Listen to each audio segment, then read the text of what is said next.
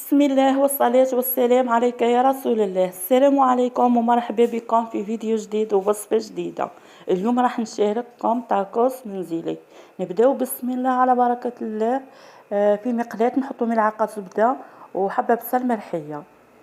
نقليو البطاطا، كي يتقلى البصل مليح نحطو فيلي دجاج سكالوب، نخلطوه مليح مع البصل ونحطو الفلفل الاسود وراس الحانوت والملح، والحشو اختياري اللي عندكم حطوه.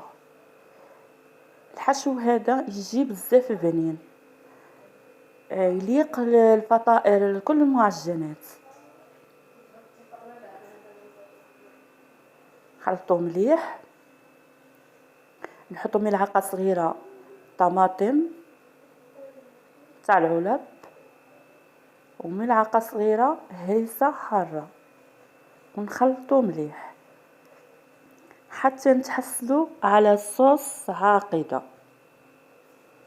ونحطوا لها 2 جبن ابيض، اي جبن عندكم حطوه، خليوه يعقد مليح ونطفيوه عليه. هذا هو الصوص اللي نحوسو عليه. شوفوا كيفاه جا ولا اروع. والبنه واش نقول لكم خياليه. نجيبو تاع الحشو تاع الطاكوس، مايونيز جبن ابيض وهريسه، وهذا الحشو تاعنا تاع السكالوب، والبطاطا مقليه والطماطم رشيناها بشويه ملح. جاو ولا اروع. ملاحظه ما تحمروهمش بزاف، يحمروا شويه برك بالطاجين. نبداو بسم الله نحطو جبن على وجه السطح تاع الطاكوس، ونحطو مايونيز،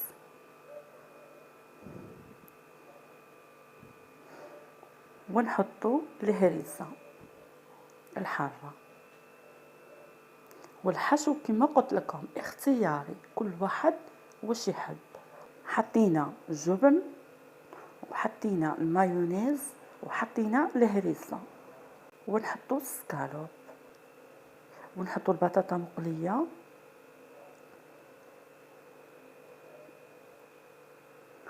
ونحطو طماطم اللي قطعناها مربعات رشيناها بشويه ملح. نلفوهم بهذا الشكل ونحطوهم في الطاجين يحمروا. شوفوا كيفاه. هذه هي وصفتنا تاع نهار اليوم. شوفوا كيفاه جاو ما شاء الله. درك نقص واحده معاكم وشوفوا الحشو كيفاه جا لداخل، جاو طريين. شوفوا الحشو جا ولا اروع، وبنتو بنه وطريين. هذه هي وصفتنا تاع نهار اليوم، ان شاء الله تعجبكم، واعتمدوا على هاد العجينه لانها ناجحه.